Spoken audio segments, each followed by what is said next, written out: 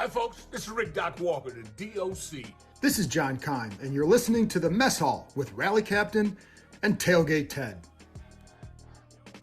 What's going on, everybody? Happy Victory Monday. I'm assuming that's still a thing, Rally. What are you thinking, man? I know it was a Friday or Thursday when we won, but I'm still claiming it.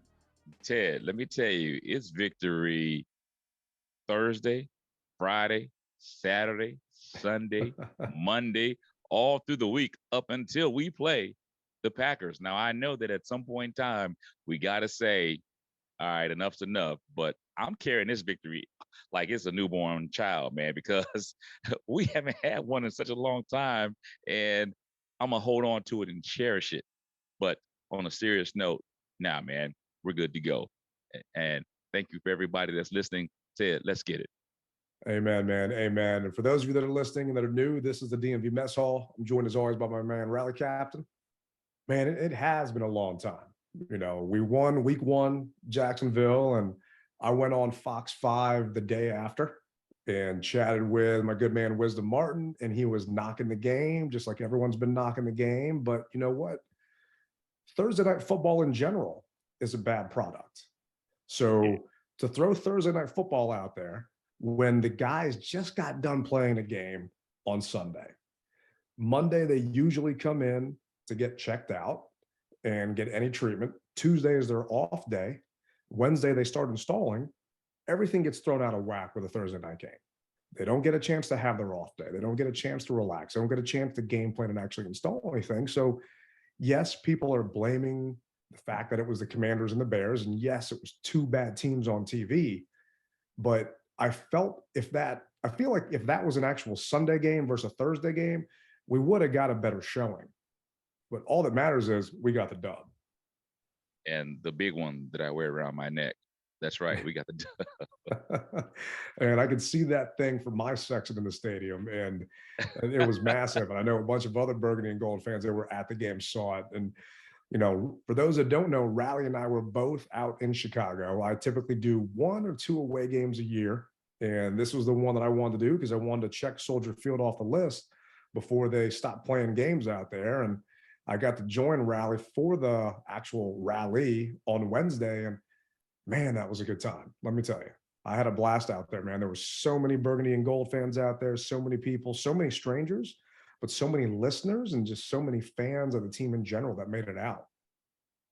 Yeah, man. It's really surprises me how large the footprint really is when you go to these away games and people say, you know, I don't get to see you guys, although I see you on TV or I see you here or I see you there, but to see you in person, you know, social media is one thing, but to see you in person, it gives them a good feeling. And it gives me a good feeling to be able to know that I and yourself, we have been able to touch people in such a positive, you know, light, man. I mean, it really means a lot. And like you said, that stadium was just had a lot of burgundy and gold in it. It really did. It really was. And, you know, jumping back to the rally, just what you were able to do there with all the people that got tickets because of the jersey that our friends at Woodbridge Collectibles donated, all that money going to the Red Cross. And I'm not trying to, you know, get on my high horse and this and that, but to see fans that would step up and just throw down some hard-earned cash to try and help out a good cause like that, to me was inspiring. Seeing these fans turn out knowing that the team was 1-4 at that point, that we're just not doing well. Yeah. And it didn't matter. And just being around, and you always like to say, like-minded people. And we may not we may not all agree about who should be starting at quarterback, which we'll get into here in a little bit, or what's going on the field or off the field with this team. But the one thing we all agree on is we were all wearing burgundy and gold. Some of people's stuff said Redskins, some said Washington football team, mine said Commanders.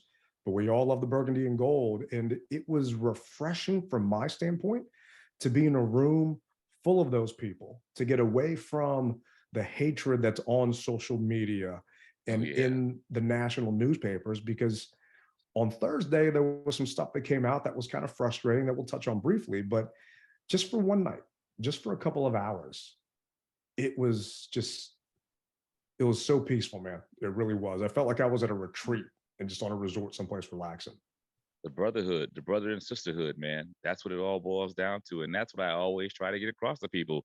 Some people, as my mom used to say, some people just don't believe fat meat is greasy. Well, I'm here to tell you that this meat Thursday night or Wednesday night was greasy. We had roughly 50 some odd people, the manager said. So on a Wednesday night at that, and still we still aren't reaching all of the burgundy and gold fans. Some fans that I talked to at the airport say, no, I don't get on social media. I don't listen to podcasts. And so I tried to give them the information. And because of that, they saw and came to the rally who I met at the airport, and they were like, you know what? I am going to start listening to you guys because I would have missed out had I not seen you. So it's a very positive thing that's going on here, man. And I always also tell people, look, I can't do anything about what's going on in the head shed. Head shed, Army terms, military terms, is the front office. That's what we call the front office in the military, head shed. I can't control that. I can only control the experience that we as a fan collectively have. And like you said, man, no one complained. No one. I mean, obviously, we're going to have our moans and gripes. That's normal. But for the most part, it was all like-minded people just wanting to talk about the good things that we have to offer as far as a fan base is concerned. And to me, it was just good vibes, good karma. So for any of you guys that are going out to an away game, a game on the road, find out where Rally's setting up shop. And I'm hoping to go to another one. It's just all going to depend on things going on and TV schedules and all that fun stuff. But if I can't be out there, I know he's going to be. And I know Tim Meek is planning something. Yeah, that's right, Tim. I know you're listening. Tim's planning something for Indy. So Rally hopefully gets the weekend off. But Yes. it is going to be a good time. And I know it's going to be a party. And speaking of parties, man, I had a party in the stands when that game was over. I'm curious, what was it like around you out there at Soldier Field? Because we were in two different spots of the field. You're on what, like the 20-yard line? I was in the end zone. Yeah, I was 105. I decided to defer from end zone seating and move more toward the 10 to 15-yard line just to get a different perspective of the game. And initially, so I always have to go through this in pretty much every away stadium. The fans obviously have no reason to know who I am, but they tend to, after a couple of minutes, respect who I am because they see that I'm a fan, no more, no less. And uh, you hear the chants, "Rally Captain sucks" or "Rally Captain this," and then I just sit back and I just laugh at them or even laugh with them because what else am I gonna do, man? I'm in their territory. You So take the chain and hit him over the head. But I mean, uh, maybe for a younger dad. and break my chain. Heck no, on a hard head. No, man. But so you go through the okay, well, who is this guy? What's up with this guy? Blah blah blah. And after that, they say, okay, man, they see the flag and they see the stadiums that are embroidered on the flag, and then their mindset changes, and then they want to buy me a beer. So, because they realize I'm just a fan like they are. But the stadium, man, was electrifying for a Thursday night Oh, between yeah. two teams that were realistically are not doing well. I mean, I don't know if it was sold out, but I mean, the view that I got from my camera it seemed like almost every seat was taken, even in the upper deck, man. I mean, Yeah. it was nice. No, it looked really full inside there. And I hear so many people talk trash about Soldier Field, but no offense to FedEx. You all know I love that place. I go out there on random days just to have lunch or coffee and just sit in my parking spot. This stadium was beautiful. And I don't know why Bears fans complain about it, other than the logistics to get there, because that is a mess. Yeah. But inside the stadium, you and I got to go down on the field. We got a chance to walk around for a while. We could really kind of soak in the sights, and just everything it's just a well done production. The Yeah. way they have the timeouts phased. I've got a meeting coming up with the team here. For those that are wondering, it's Monday the 17th at 3:50. I got a meeting with the team tomorrow where I'm going to talk to them about everything I saw that happened at Soldier Field that I'd like us to try and recreate back at FedEx, because that stadium, I didn't realize, has been in the NFL since, I mean, something ridiculous. I pulled it up before, but it was renovated in 2003. So it's old, yes, but they made a lot of nice improvements to it, from the concession stands Oh to yeah. the video boards and everything else they've done to that thing. Well, I got to We, tell you one thing that, not to cut you off. I'm oh sorry. Go yeah, no, ahead. you're good, you're good. One thing that just struck me was their sound system, man. Oh Oh yeah. my God, that sound system was just it'll punch you in the chest, man. And I was talking to DJ Premonition. What's up, DJ Premonition? And he's like, man, if FedEx can bump like this, look out. And I mean, it was just amazing. And if I'm not mistaken, Ted, this is the oldest NFL stadium behind Green Bay, if I'm not mistaken. So it opened in 1924, and it served as the home of the Bears since 1971. So I know you and I were debating on that, just walking around, looking at the architecture of the stadium. I mean, it looks very old. Lambeau Field opened 65 years ago in 57. So Ah, this is actually, it's older than that, but it's been remodeled a yeah, ton of times. yeah. So because of that remodeling, but everything from the speakers and yeah, definitely again, shout out to Premonition. We got to hang out with him pregame and he came on the field with us. Took somebody's pass, but he came on the field with us. I mean, that's my boy. It is what it is. Not intentionally, not intentionally. No, no, no. He was right place, right time. Yeah. So, but I mean, everyone's saying, why are they going to put money into FedEx Field? Why are they going to dump money into that place when they're going to go someplace else? Well, number one, you don't know if you're going someplace else. Nobody wants you right now. Nobody wants this team in their backyard, and no one's willing to pay for it. Mm-hmm. Number two, you've got fans that are paying for an experience. You should be giving them their money's worth. And after seeing what I saw at Soldier Field, we're not getting anywhere near our money's worth. And I knew that it was bad. But knowing that a stadium that old, that was renovated, can still give that good an experience, you just, excuse my language, you're just half-assing it at this point on what you're giving us. And I was sitting in the lower bowl, and so were you. I don't know how it was on a club level. And this has been my whole gripe with the Commanders / football team / Redskins. Well, not so much Redskins, football team and Commanders for a while.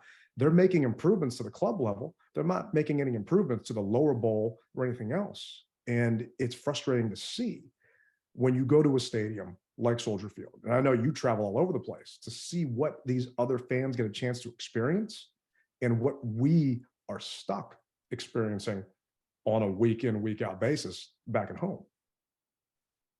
Well, it's been told to me, and I'm sure it's been told to you as well, that things are changing, and I do see small things changing, not as fast as I would have liked them to. But here's the thing: a lot of people always say, "Well, the reason why things aren't changing is because our team isn't winning, or the team isn't doing this, or the team isn't doing that." I don't buy that, because Chicago, when's the last time they've been relevant, realistically? And when's the last time even Detroit? So you didn't go to Detroit. Detroit is almost on the same on par, even though their stadium is a little newer. Obviously, well, that stadium was built. I don't remember, maybe 2012, something like that. But nevertheless, their 2002, Ford Field. 2002. Okay, their stadium, they haven't been very good on the field either, but they've made plenty of upgrades. And yes, we can make upgrades. And like you said, we don't realistically know if we are going anywhere. We just don't. And we Yeah. can talk about it, but we don't. And so, the thing is, what I do realize is speakers can travel. Yeah. You can take out the old speakers and put them in the new place, because I got a 91 Mazda that I took my old speaker system out of and put it into my new car. So, hey, speakers can travel, amplifiers can travel. Let's make something happen, man. No, Come I on. hear you, man. And it's little things like that that aren't a ton, that it's not a sunk investment. And I'm looking at the Bears records over the past couple of years. 6-11 last year, 8-8 in 2020, they made the playoffs. 8-8 in 19, 12-4 in 18. But then you start going past that, 5-11, 3-13, 6-10, 5-11. I mean, it's just they haven't been world beaters. It just comes down to making an investment. And I've gotten on the Commanders for this. You've got to spend money to make money. You want to bring fans back, you've got to give us a reason to come back. And you have to control the controllables. This is something I talk to them about all the time. You have no control over what happens on the field, but you have all the control in the world on the stadium experience, the merchandise experience, the game day experience, short of actually getting a touchdown or winning. Control those things and give us a good product. And then people will start to appreciate that and come back. But I feel that's falling on deaf ears with some in the organization, because I know it is, and some are listening, but some of those listening just aren't in power. And that's why I'm glad that we have this platform so we can talk about how the other half is treated and the other half goes through. And, not to harp on it, but if you get a chance, go to an away game with Rally, meet up with them out there so you can actually see, because there is something that we do have over Chicago, and their tailgating situation in Chicago is horrible, man. Let me tell you. Yeah. I've been to over 20 NFL stadiums. I don't tailgate when I'm on the road because it's the only time I get a chance to relax. But we were hosted by a Bears tailgate, and none of the actual tailgate lots, other than one, is connected to the stadium. Because the stadium is right off the water, you can't set up a tent. You can't set up a fire pit because it's too windy. Tents catch air, they crash into cars, crash into people. Next thing you know, someone gets impaled, whatever. So you're literally in a downtown city in between buildings in random parking spots all around town where people are setting up shop. And those of you that hate the tailgating experience at FedEx Field, go travel someplace else and see how it is. Because that's one thing that we definitely have over that Bears fan base, where we actually have a good tailgating environment and a good pregame environment. They don't at all. I tell you what, one thing that I do remember about the tailgating experience is, so they were inducting new members to this particular Bears tailgate, which I can appreciate. That's my first time. Well, I think my second time seeing an actual induction of someone to a tailgate, but they couldn't even finish their induction ceremony because every 5 minutes it seemed as though the CTA transit train was going overhead and they had to pause. And I know that doesn't sound big, but if you were there, you would understand exactly what I'm talking about. I mean, interruption after interruption after interruption. And it was probably a 50-foot by 20-foot, if you can imagine that area. It was very small, but Yeah. I will say they made it work. They've been doing it for such a long time and being cramped for such a long time. They made the most of their space, and I will give them that. Oh, yeah. I mean, you don't know how good you have it or how bad you have it until you see other people. And that's why I loved in the past traveling, because people would bash our stadium so much, but they don't know what it's like in Jacksonville. They don't know what it's like in San Diego or wherever it may be. And it gives you a chance to appreciate what we have, or also, be jealous of what someone else has when you start talking about, being in Vegas last year, that Raiders game and the amenities in that stadium, brand new.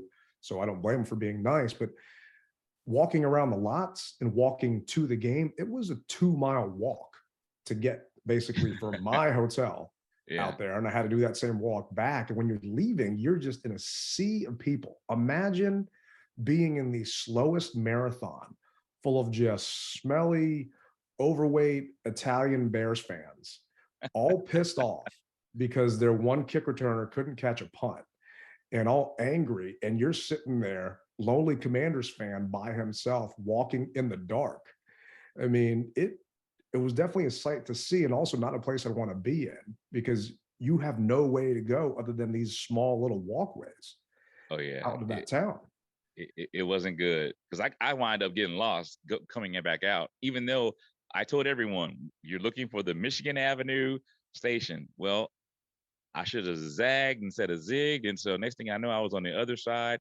But I will say that the fans that were leaving out, like you said, some of them were sore, but there were some who said, "Nah, man, you need to take this next left to get back to the Michigan Avenue station," which I was very helpful. I mean, because it's nighttime and it's not very well lit, and so you're kind of trying to find your way around, and what looks to be where you need to be is something similar to where you just were, and you're like, okay, hold on. And a lot of times, you're afraid to ask someone because they're like, oh yeah, it's over that way. Oh yeah. You know what I mean? So, but no, they were helpful, and I was able to make it to my hotel without any issues, and everybody was good, man. I mean, even though their team took a L, they're used to it, kind of like we're used to it. Oh So yeah. why give someone a hard time who's really just trying to get back to the hotel and is clearly a visitor to their town? So, I Yeah. don't think they wanted that on top of the loss as well. No, and I mean, I didn't have a good time in the stands, and people are wondering if they follow me online. I commented about it on Fox 5 the next morning and on social media. Just karma's a bitch. I had some people yelling some racial slurs at me for maybe 3.5 quarters of the game, and some guys just harassing me the entire time. But That sucks. like I've said on a previous episode, I pretend I don't speak English, and I just look straight ahead at the field.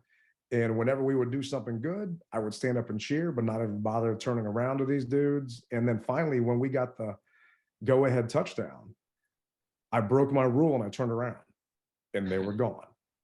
So, I didn't have to worry about it anymore after that, but it kind of already put me on edge because I was waiting for someone to pour a beer on me or just do something at that point. And Wow. it was frustrating because one of my friends is Bearman, who was in the Ford Hall of Fans. He's in the Pro Football Hall of Fame. Those Okay. were his seats. So I would have thought that it would have been a nice, safe section. But I got called a couple of names and offered some Modelo's, if you can imagine some of the names I was being called when I'm saying what kind of beer I was being offered. And I'm Wow. glad that I got Soldier Field checked off my list and never going to go back. A Chicago dog is overrated, but it was a good time because we got that W. And from a overall game perspective, I was happy. From a post game perspective, I don't know, did you get a chance to watch the press conference? No. So this might be new listening for you. And for those of you wondering that don't digest everything, Commanders out there, Ron Rivera was asked a couple of questions. And Thursday morning, the ESPN article drops.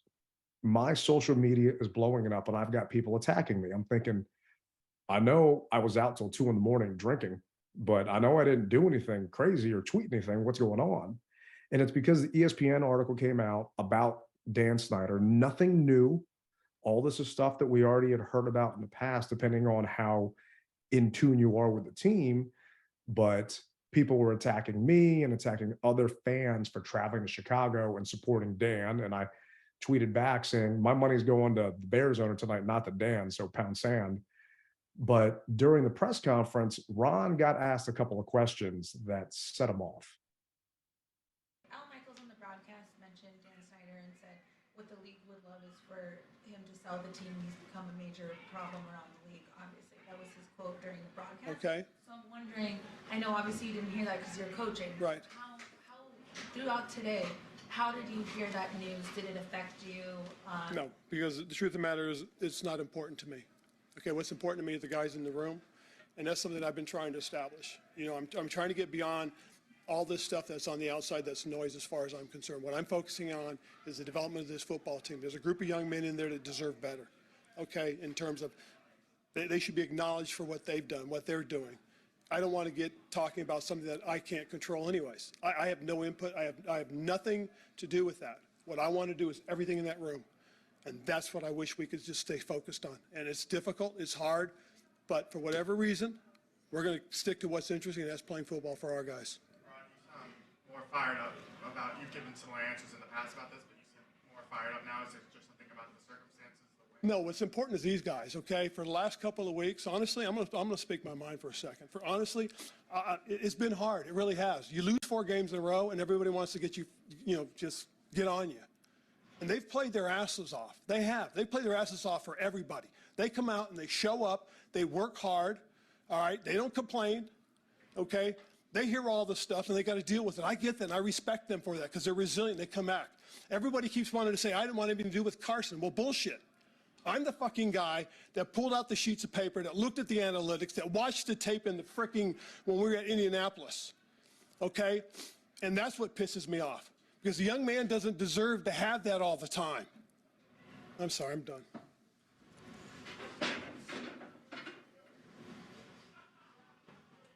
So Ron stormed off the actual podium and then just left, and the press conference ended. So you didn't hear that, or you didn't see that? You know what? I heard a little bit of it, but I didn't know that it was to that extent. Yeah, and I know a lot of fans don't watch the post-game press conferences and go through all that stuff, and we like to call ourselves the Cliff Notes for the fans because we kind of get a chance to break it all down in short little spurts. But I don't blame Rivera for getting upset because you're talking about an ESPN article and Dan Snyder and all of that. But for him to get pissed off about Carson, to me, feels hollow. And the reason why I say that is he literally threw Carson under the bus himself on Monday when Matt Paris, the same guy that asked that question of Ron before he stormed out, asked him, what's the difference between you, the Cowboys, the Eagles, and the Giants? And he said, quarterback. Meanwhile, he just said there that that young man doesn't deserve it. And he's tired of him getting it all the time. Where I feel that Ron opened up Pandora's box, because when he made that statement at his press conference on Monday, he made it seem, depending on which way you want to perceive it, that quarterback is the issue. And not that he didn't pick the quarterback, but quarterback's the problem. And for those that don't know, the ESPN article said that Dan Snyder picked Carson Wentz, that Dan Snyder wanted Carson here and not really Rivera. And it was a long article to read. And I don't blame any of you for not wanting to read it, because it was just depressing, infuriating, and it just kept going and going. And Ron says, no, it was me. He's the one that pulled out the sheets of paper. He's the one that watched the tape in the freaking Indianapolis and the analytics. But I just don't feel that his message is consistent when it comes to Carson. And his entire tenure here, in my opinion, has not been consistent. That's some of the stuff I've got a problem with him, because he doesn't want to throw Carson under the bus, but yet he did. He didn't want to call out players, and then he called out Jamin Davis after JDR did the same thing. You know, go back to last year. He throws Chase Young under the bus before Chase gets hurt and basically calls Chase out for freelancing and doing everything he's doing. And sometimes I feel like he's flying by the seat of his pants during his press conferences, and sometimes I feel like it's calculated. This, I don't feel like it was calculated. Bro, he said a mouthful, and I can appreciate him being fired up. But like you said, he did a couple of days earlier just do that. It could be a situation, Ted, where he realizes, hey, you know, I messed up, and now I've got to stick up for this young man as far as I possibly can. I mean, that's what it sounds like to me, that, all right, I made my mistake. He's made his mistakes. So at this point, clean slate. If someone says anything against him, I've got to go ahead and buckle down and get hot with everybody. So maybe that will turn them off from asking those type of questions. Yeah, and that's definitely possible. I mean, Carson was 12 of 22 for 99 yards.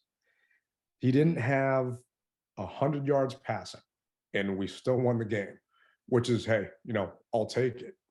And from a rushing perspective, you're thinking, okay, my quarterback has less than 100 yards. Well, that means we kicked ass rushing the ball. No, we had 128 yards on the ground total. So really, we won that game because of that fumbled punt. That's what it came down to. That punt that got muffed, and I'm laughing because there's a Bears fan behind me. Every time Tress punted that ball, he would yell, don't drop it, and a couple of expletives behind that. And next thing you know, the guy muffed that punt right down there. And I'm trying to remember who it was that recovered it. I made, I take notes during the game when I'm out there. I'm thinking it was Holmes. Yeah, it was Christian Holmes that recovered that punt. And I'm thinking, you got to be kidding me. This is freaking amazing. He had a chance, recovered that thing, and we weren't going anywhere. But who stepped up that game? And it doesn't feel like it if you look at the stat sheet, but man, our defense, they stepped up, man. Oh, hell yeah. Hell They yeah, they did.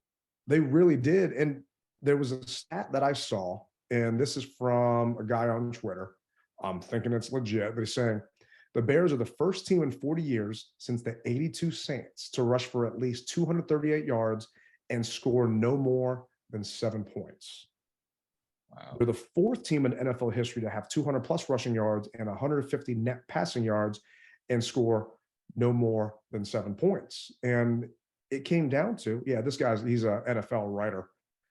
So he's from Pittsburgh. I don't know why he's coming on the Bears, probably because it was a Thursday game, but it came down to turnovers. And we won that turnover battle. And in essence, we won that game because of it. And we hadn't had a turnover since week 1 when Defoe caught that floater pick that they threw up there. And we finally got the turnover differential to work in our favor because we were 2 for 11 on third down.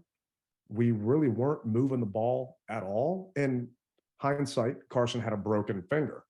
So is that why he couldn't throw? Who knows? Sure didn't. So the defense stepped up. They did. And the question that I was going to ask you is obviously being live at the game, I didn't see him hurt his hand. So did you see when he hurt his hand? I didn't see when he hurt his hand. There was a timeout. Then for those at home that weren't there, he was lying on the ground and he was getting his leg taped up. So I'm thinking, all right, what's going on here? But regardless of what was going on, Carson wasn't coming out of that game. I mean, the block he threw on Roquan Smith to just level that guy. I mean, he was trying to stay in there and tough it out as much as he possibly could. And Carson's numbers would have been a lot better if Curtis Samuel didn't drop a couple of balls. Had a nice end zone touchdown, my end zone right there, and Curtis over the shoulder just dropped it. And he had a nice one-on-one to Terry that, granted, it was a tough pass, but Terry dropped it. And a couple of balls he strong-armed to J.D. McKissick. That was kind of frustrating to see. But, I mean, he did what he could, and the guys didn't get down by 2 scores. We were down in the game, but we were never down by a lot. So we didn't have to turn one-dimensional. Brian Robinson came in, and he had 17 carries for 60 yards and a touchdown. But you know who surprised me was Antonio Gibson. Gibson came in, and, his stat line wasn't huge, but he was 5 for 35 rushing, averaging 7 yards a pop, but he had some nice outside runs and he kept them honest, and it kept us in it. The defense, they bent, but they didn't break. I mean, they got him down to the 1 yard line. And one of those long plays, Casey Toohill and F.A. Obata chased him down after running all the way down there to catch him. I mean, they stopped him from getting in that end zone, and people a couple of weeks ago wanted JDR fired. Well, the defense is performing. The offensive is not. And, that's why you don't just get rid of Jack Del Rio, because these guys are still fighting for him. They're still playing within his system. It just comes down, unfortunately, I think, to talent. You've got Rashad Wildgoose out there in your secondary that I am scared about, that Aaron Rodgers is going to pick on. But you've got Montez Sweat and Deron Payne and John Allen up front that have talent up front. They were able to get pressure on this young man, on Justin Fields. And Fields is not a good quarterback. And we all saw that Thursday night. Yeah. We did. And my hat goes off to Allen and Payne and Sweat. And because they did put the Mac down Thursday night. As far as Wild Goose is concerned, the young man is growing, Ted. I know you don't trust him. I know you don't like him, but from what I've seen, he doesn't get the rally chain, but he's growing, man. I mean, I see, as I said early on, we've got so many pieces on our squad. If we can just butt those things up and sure them up, we're going to be okay. We have how many more games left? 11, brother. 11. And I'm going to step out there and say this. Uh-oh. Green Bay hasn't been playing good, bro. And the last time they came here, we beat them. So I feel that we can beat them at FedEx Field. No, I really I do. hear you, man. I hear you. And we'll break that down on our show on Wednesday, Thursday. No to doubt. preview the Packers game. And I'm there with you after watching that Jets Packers game the other day and seeing that they're not well from an offensive line perspective. They're weak. And what's our strength on defense? That's our offensive line. So they don't have Devontae Adams. And, I don't want to spoil the show for, coming up. But we do have a big question mark going into that Green Bay game. And right Huge. now, Carson Wentz, broken ring finger. He's supposed to miss 4 to 6 weeks. It hasn't been officially announced. This is coming out from different wires out there. Wentz flew out to LA and he was getting his finger looked at. I don't know why he had to go all the way to LA to get it looked at. That's what I was thinking, man. No. I mean, I know I've broken my hand before and I didn't have to fly all the way out there, but hey, whatever. I mean, Ian Rappaport, Mike Garafolo, they're saying that Carson's facing a 4 to 6 week recovery time, which shakes things up for our offense. And I know there are those of you out there saying, you know what, offense wasn't doing anything anyway. So put HeinickEEEE in. And I'm on record, and they're actually showing the replay right here on where Wentz hurt his finger. It was a pass rush where he actually banged his hand up, his throwing hand, on someone else. The guy tried to bat the ball down, and Carson's follow through went right through that guy's hand. And those that are watching this, I'll put this on the YouTube so you can actually see the play that had happened. And I'm bummed for Carson to see this happen. And I did not want to see Taylor Heinicke step on the field as a starter. I only wanted Heinicke in as a backup. I'm not changing that stance. I still don't want to see Heinicke in, but I can understand why Heinicke is playing. And Ron Rivera has 52 other guys that he is responsible for on that roster. He is responsible for putting the best 11 players on offense and the best 11 players on defense to win that game. And whether it's a back problem with William Jackson III or an attitude problem, he sat. He's not playing. He didn't make the trip. He wants to get traded. I told you, William, I'll help you pack. Let me know. But if they went to Sam Howell right now over Heinicke, that's either an indictment on Heinicke because they don't think he can do it, which granted, I don't think he can, or they're giving up on the season. And at 2-4, there's still too much football left to give up on the season. Yeah. Well, let me ask you this, Ted. Who has the stronger arm, Heinicke or Howell? Oh, Howell by a long shot. Okay. I mean, Howell had, I think in Madden, and this is Madden, but I think it was the 5th strongest arm Madden. But, in those statistics, they're actually measuring people's arm strength. The kid's got a cannon. If his mom and dad were a little bit taller, he would have been a first-round pick. I mean, it's just his size that knocked him. And going into our friends over at Hogs Haven, they're talking here in Sam Howell, saying Howell's an enigma. Heading into the 2021 college football season, there were talks of him being a top overall spot in the NFL draft. It went downhill. Howell lost a bunch of his receivers, De'Ami Brown being one of them. He's just under 6'1". He's 220 pounds. Thinking part of the problem is, and Ryan Fitzpatrick said this on the pregame show, that Scott Turner does not adjust his offense for his quarterback. His quarterback has to adjust to the offense. And because Taylor knows the offense, that's why he's got a leg up. He knows what he's doing. Yeah. He knows on certain plays, you know what? Normally I could stand here and get this play done, but I can't do that on this particular play. I've got to move myself in this way or that way to get the availability for the opening receiver or the hole that whatever he's looking for, the lane, shall I say, that he's looking for. Because I mean, Taylor is not that tall.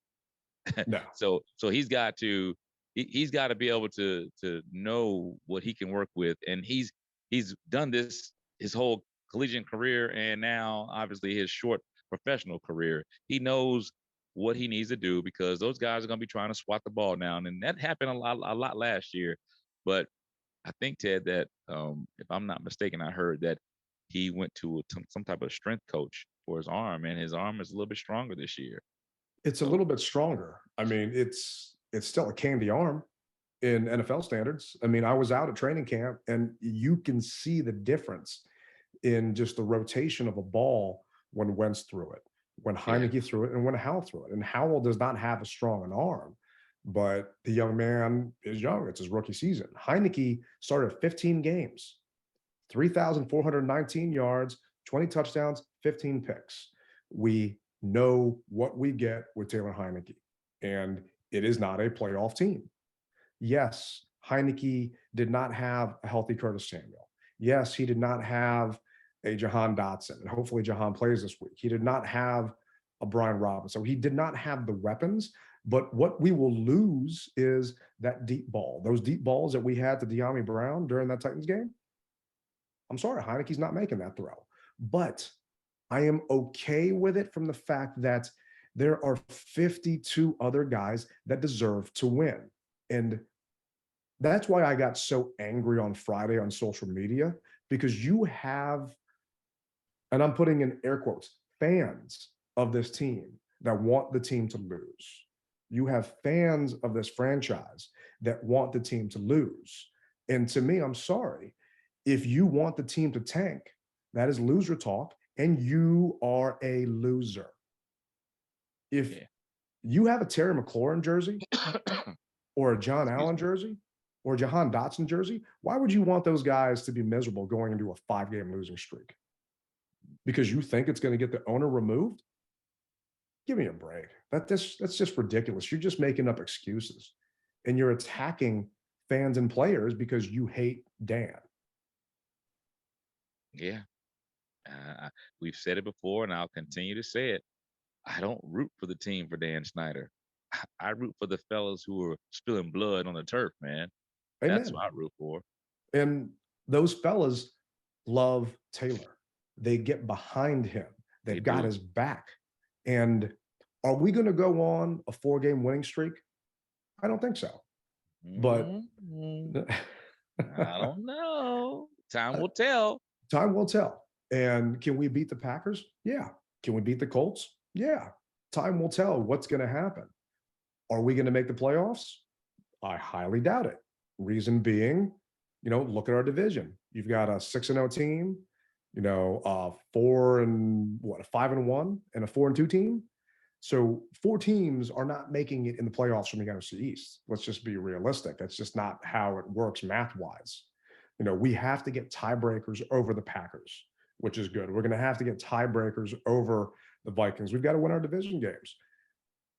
All I care about is seeing competitive football. And until we are mathematically eliminated, then, okay, let's see Taylor. And I know I'm changing my stance, but I'm changing it because I want John Allen and Terry McLaurin and Jahan Dotson and those guys to have the best chance at winning a game because they deserve it. Okay. And I'm not gonna say anything different than that other than call me Homer Simpson, because I believe that the NFC East is about to take a little bit of a twist, and the Commanders are going to rise up a little bit. That's all I'm going to say. I'll let them do the playing because I can't play. I can just talk. So I'm going to leave it.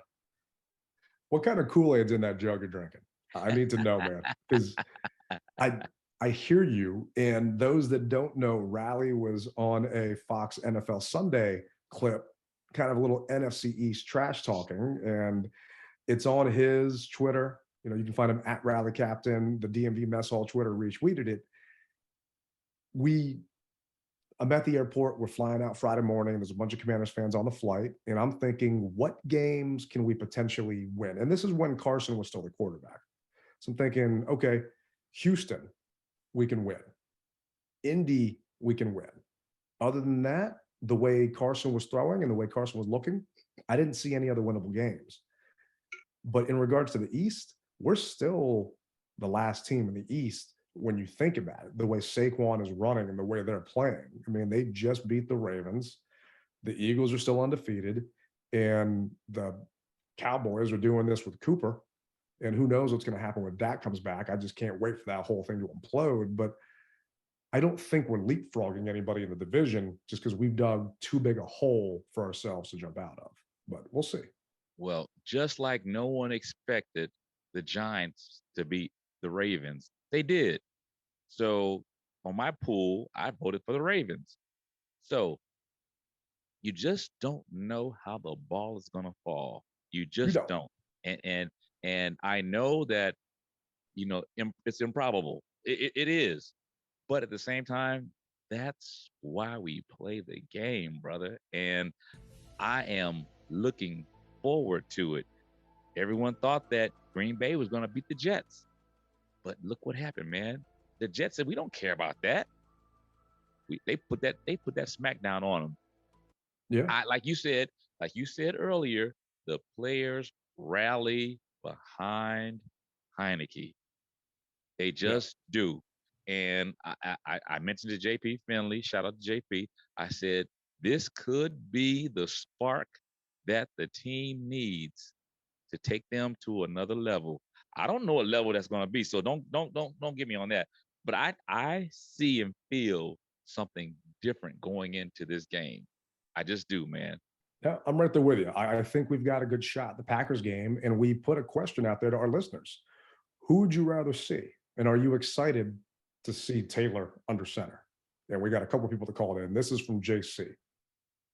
Yeah, the question is about HeinickEEEE under center. Like, I'm excited to see anybody under center that can bring this organization up from out of its slump.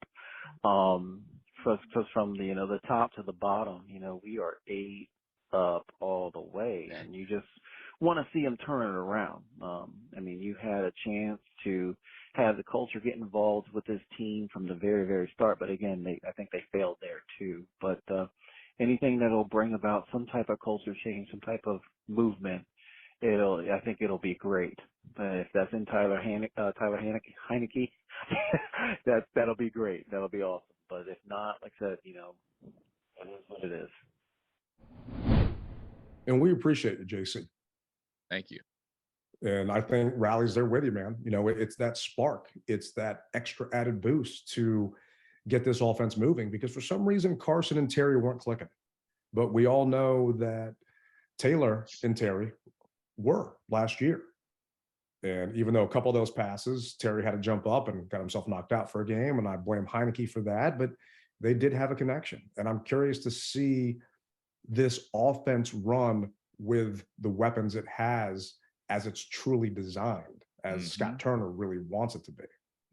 Who else did he have a connection with, Ted? Who, JD? No. Who are you talking about? Cam Sims. I don't know if he had a connection with Cam Sims last year, man. I'd love to see Cam's stats last year. He had a couple throws to Cam Sims in the end zone, brother, and it worked out, man. So, that's really Cam's only plays in the end zone. It is, but hey, you asked for a spark, and I'm trying to give you one. So don't put water on my spark, brother. You see what I'm saying? Come on, man, work with me on this, okay? No, I hear you. I'm still pissed off at Cam for that false start coming out of a timeout. Oh yeah, that kind of crushed us the other day. The ball was coming to him, and he got excited. The ball was coming to him, and he got excited, and he blew his chance. I mean, so yeah. It's just, talk about missed opportunities where you don't have Jahan Dotson in, and now is your final chance, and he's just not doing it. And last year was 2021. He played 14 games, had 15 catches on 23 targets, 2 touchdowns. So, hey, you know what? I don't care. To me, it's next man up, and hopefully he can step up, but hopefully Jahan is back, because he is our red zone threat. He is our 2-point conversion threat. He is our touchdown threat, and we need that young man out there. And Rivera isn't talking today. He'll be talking tomorrow, so hopefully we'll get a status update. But James from Baltimore is talking, and he left us this voicemail. Yo, this is a longtime fan, First time caller, James Baltimore, living in Dallas, Texas, from DC. To answer your question that you posted earlier, Riley, yes, I do believe Taylor Heinicke is going to bring what we've been looking for as a spark and excitement. Wentz is still learning our system, and Heinicke, like I saw in the previous writer, yeah, he's fluent with our system and is more built to him. So I think we'll start to see more Terry McLaurin's, because Taylor was feeding him the ball like crazy. So with more weapons for Taylor, he's probably licking his chops right now because Carson's probably like a, deer in his eyes in the headlight type thing going on. I mean, I love the man's stats and all, but we weren't winning the games and stuff. So kind of like need a little edge to bring the fans back in a bit, and Tyler can do that. I mean, we almost beat Tampa Bay in the playoffs, which I really think we still got robbed, but I'm not going to cry like a Cowgirl fan about it. But yeah, I think we need to get back in the mix. Just kind of happened at the right time. I don't wish injury on anybody, but, when you want to look for a change, here it is. And you have to seize the opportunity. So thanks for listening, and I'll listen for your podcast. Yeah, James, man, hats off to you for living in enemy territory and being a fan of this team. I don't know how you do that, really. He actually was in Chicago, him, his brother, and his mom. So they actually came to the rally. Oh, nice. Then I'm sure I met him. Yeah, you did. They were to the left of us. His mom was not able to make the rally. She was tired, which I understand. I mean, it was a weeknight, kind of late for, an older adult. So I can understand that. And, but yeah, he and his brother, they came to the rally and we had a good time, man. So, and when we go way back, the first time that I met James was actually in Denver. When we played them in 2013, I believe it was. Oh, yes. I heard you guys going back and forth on the couple interceptions that game and everything else. Yeah. Yeah. None. I hear you, James. I agree with you, man. I don't agree with you on that we almost beat the Bucks. That is not true. If you go back and you look at the game and you look at the stats, we did not almost beat the Bucks. It was not happening. There is it's a dream that we all have in our heads when Taylor dove for that pylon. But realistically, that game was never in control by us. We were never close to overtaking Tom and pulling that playoff game out. And we did not give them the toughest challenge they had during the playoff run, contrary to popular burgundy and gold belief. But I am excited for Terry. I'm excited for Taylor to get out there. Is it the spark we need? We need something, because this offense since week one has looked bad. And he put up 300 yards against the Titans, but you take away those 2 deep balls to Diami, what did he really do? Yeah. The offense isn't moving. My question for you, though, is which Heinicke are we going to get? Are we going to get the Heinicke that neutered himself and took away his legs? Or are we going to get the Heinicke that has no fear and actually runs around and does stuff and makes plays? Well, that's going to depend upon one of two things, Ted. What's the offensive line going to be able to do? If he feels comfortable, and let's say they block for him, but for whatever reason, or I shouldn't say block for him, the protection is better for him, then we're going to see the dormant Heinicke. But if he feels that pressure and that heat on him, then we're going to see the mobile Heinicke. Now, what I'm hoping that Scott Turner does is mix it in. If you know the guy he has wheels, then give him something to run for. Now, my other question to you is this. Obviously, we know that we've got now Taylor Heinicke. It's contagious. Number one, it is, because you said it, and it's like sneezing. So you're gonna sneeze here in a second. But so Taylor is QB1. We know that Howell is QB2. Who, Ted, is our backup quarterback? It's Logan Thomas. They're not bringing someone in. It's going to be Logan Thomas as your emergency quarterback. That's how it always is on game day. And if something happens to Heinicke and they've got to move somebody to IR, that's a different story, because you can put Wentz on short-term IR and clear up a roster spot. Okay. But they're not going to actively do that unless they really need to. So from an emergency perspective on game day, your number 3 quarterback, emergency quarterback, is Logan Thomas. And for those that don't know, he played quarterback in college and early on when he came in the league. So, you know, that's fine. And if we get into another situation where we've got Gilbert Grape coming in and we're on our 5th quarterback, season's done. You know, still be there, still hang out, and you're still going to away games. But I am just curious because when Heinicke got the starting spot, because Fitz went down, whether he got hurt on a water slide or got hurt in the game, Heinicke changed. Water slide. Yeah. Heinicke was not the same Heinicke that we remember, that was running around just willy-nilly making plays with his legs and his arm. There were a couple of plays in a couple of games last year where he refused to run. He refused to move. And the offensive line is not changing. The offensive line is not going to improve. So it's not. It's not. But one thing that really that I remember from that playoff game when I think he didn't break his, did he dislocate his, or he had a sprained shoulder or something like that. He said, you know what? This was a playoff game. I laid it all on the line for this one game. So if I had a chance to do it all over again, I would not do that, knowing that I am the number 1 guy. So the chances that he would take, I don't think that he will, as much as he did that game. But is he still the ballsy guy that we know?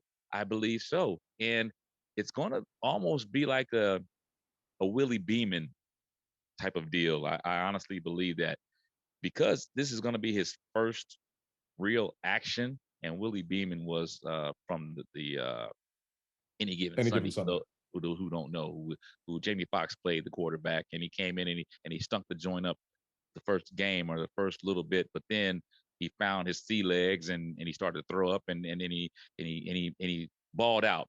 So I honestly see that from Taylor for a second.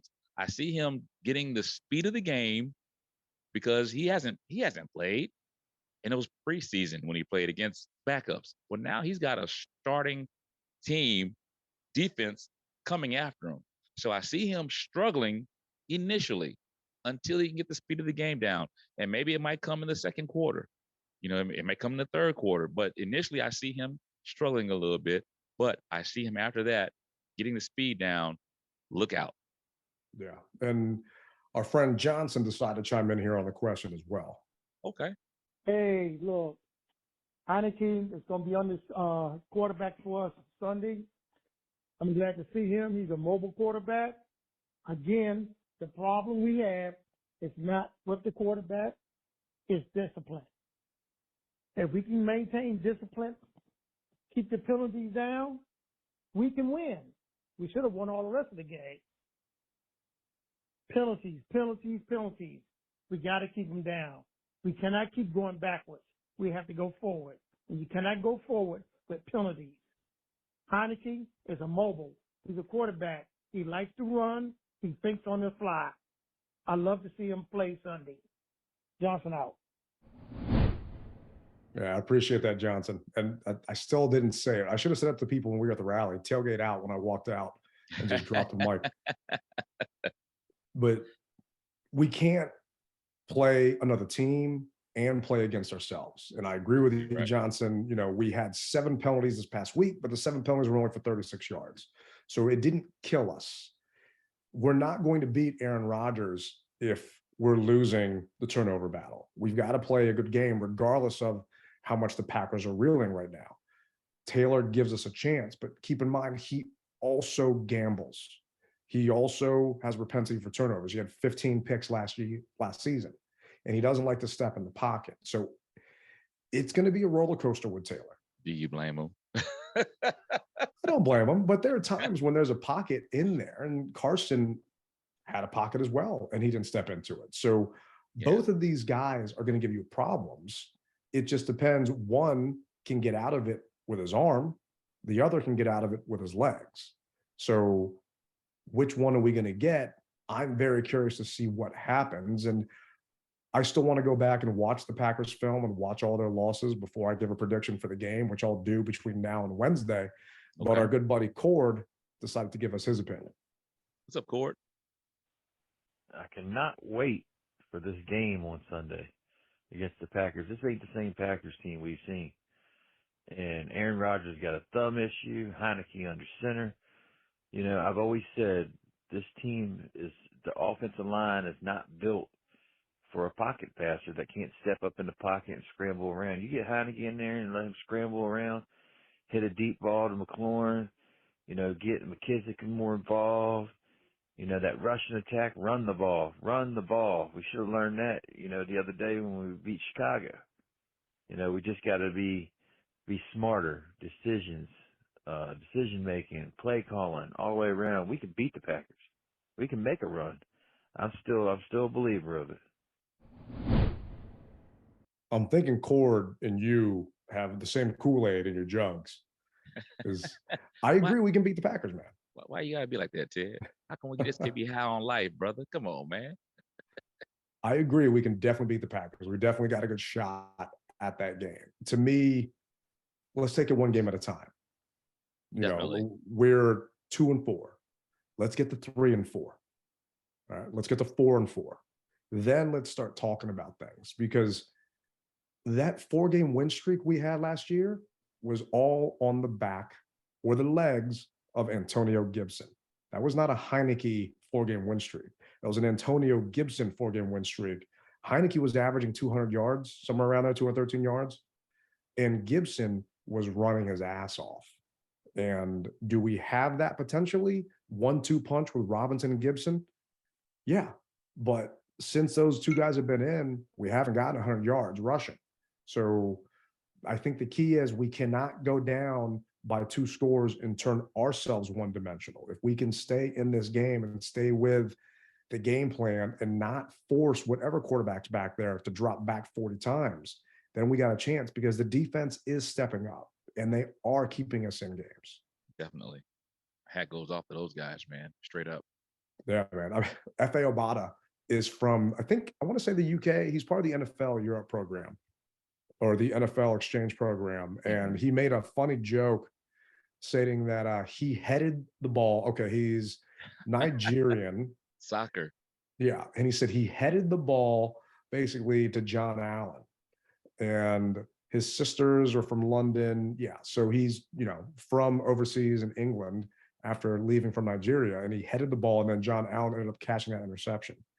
And, you know, sometimes you'd rather be lucky than good. And that was, hey, a lucky heads up play. It just happened to hit Obata right in the head. He did not jump and head that ball. And John was in the right place at the right time and ended up getting that pick. And he gave the ball to his wife. And, you know, I'm happy for John, because he's a, you know, born and raised DMV boy. And to see him get his first career pick in a win, that's why I will never root for this team to tank. No. Yeah. And last voicemail here from our man Lloyd. Good morning, fellas. How y'all doing? This is Lloyd checking in, man. I just want to let y'all know. I want to chime in on this Heineke thing. First off, I want to say is, you know, I definitely wanted to see Wentz finish the year out, you know, because me personally, I don't think he's the guy for next year, but I did want to see him finish the year out, because, you know, everybody all hyped up about him getting hurt and we can see Heineke, but we already know what we got with Heineke. You know what I mean? He is what he is. He's a great backup, you know, coming, you know, 2 or 3 games, but he not taking us where we need to be. So we seen this show already. It's like, you know, it's like going back to your ex-girlfriend. You know what she got. She gonna yell at you and all that. It is what it is. But fellas, keep doing y'all thing with the show. Definitely see y'all next week at the game. Go Skins. Well, I'm sorry. Go Commanders. We appreciate you, Lloyd, man. And I do like the ex-girlfriend analogy, yelling at you. Yeah. But yeah. You know, she brings back some good memories too. It wasn't all her yelling at you and screaming at you to do the dishes or put the toilet seat down. So it's fine with me, man. I'll take her sometimes. Oh yeah, no, that's for a different podcast. But exactly. That's not this one. But let me say this, Ted. So, like Lloyd said, I wanted to see Carson finish the season. Okay, and no one ever wants a player to get injured. but there's a big part of me that's happy, and don't take this the wrong way. So hopefully you can follow where I'm going with this. There's a big part of me that it happened this way than actually having him to be benched, if that makes sense. I just don't, because you talk about his mental mentality of things, and I think that if you had benched him because of poor performance, that would really hurt his psyche. Versus, hey, look, we just had to take you out because of an injury. I mean, hell, Dak Prescott just basically had the same injury. Do you think that Dak is his mental is jacked up? No, but if you pull a guy and you bench the guy, that's different. So, I don't want anyone ever to be hurt. But if you had to pull a guy, to me, this is the way to do it. And I gotta tell you, man, I mean, for the life of me, if we had seen a couple more of these type of games, I think he was on the verge of getting benched, man. I just do. Oh yeah. And so I think that it's you know for those who are very religious, and you know what I'm about to say, hey man, God has a plan. So for those who aren't, excuse me, but that's just how it is. Everyone says that there's a plan bigger than you. So I honestly believe that everything happens for a reason. And hey man, just hold on to your hats, everybody, because the roller coaster is about to get bumpy. The ride is about to get a little bumpy. It is, I don't want to say ironic, but it's funny to me that Carson, third team in 3 years, he's going to miss the Colts game. He was going to get a chance to go back to Indy and shut those fans up and hang out with Tim Meek and y'all at the party. Monday night, he's going to miss the Eagles game, going back to Philly at the Link. And, everybody was circling those games on what's Carson going to do? What's Carson going to do? Which Wentz is going to show up? Now, we will never know. And I'm hoping for the team's sake and the rest of the guys' sake that the other guys step up, because Carson is one of 53. And I am upset because he's got a $20 million contract next season that I don't know if this Wentz experience is over. I don't know if we saw enough of Carson to say, no, it's not going to work. I am hoping we get a chance to see more of him, but who knows what's going to happen and how the team turns this around or what goes on. If Heinicke's going to go on some crazy run and Carson never gets his job back because we saw what he did, or if Heinicke's going to falter and Howell comes in, or if Carson comes back and he ends up doing something. But what I do know is I am all in on this ride. That's right. And I'm curious though, who gets your rally chain this week? We got a dub. Now it's a legit chain. We're not breaking that. Well, you can break it up. It's your chain, but who would get your rally chain this week? Ah, man. I'm going to have to add a lot of links into it and put it around the whole defensive, all 11 on the defensive neck, man. I can't just give it to one, man, because everyone at some point in the game stood up. I mean, St. Juice, the last play of the game, stopping that guy. That could have been a touchdown, man. Yeah. It looked like, for all intents and purposes at the game, that it was a touchdown. But obviously the people at home said it wasn't. So, I mean, I've got to add at least another 5 inches of length to 10 inches of length to be able to give it to everybody on the defense collectively, man, because they earned it, man. They really did. No, I hear you, man. And for me, it's two people. It's Tress Way and it's Christian Holmes. If it wasn't for those two guys, I don't see us winning that game.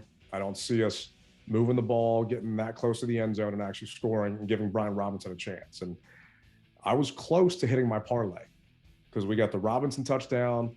We got the Commanders win. I just needed Justin Fields to get a touchdown, but I will lose money every day of the week if that means that we get a W on our column. That's fine with me. So before we end this thing, Ted, I got a question for you. So initially, and maybe, you know what? No, I'm going to wait for our actual Green Bay cast. So I'm going to hold off until this question. That's a teaser for everybody to join us for this question that I have, because it's going to be a good question. There you go. I can't wait to hear it, man. I'm looking forward to it. And for those of you We appreciate you joining us for another episode of the Mess Hall. I kind of stopped counting. It's good. We, know you guys are in here with us. You're on this boat with us and this roller coaster experience. We'll be back on Wednesday for another episode. Feel free to chime in, leave us a voicemail, shoot us a text message. That number is 202-677-5860. Send us a tweets. We love reading them. We love seeing them. With that being said, I'll catch you on the other side of the mess hall. Tailgate out. And once again, as I always tell you guys, you could be doing anything in the world, but you are listening to us, and we greatly appreciate it. Rep it hard, or don't rep it at all. Rally Captain out.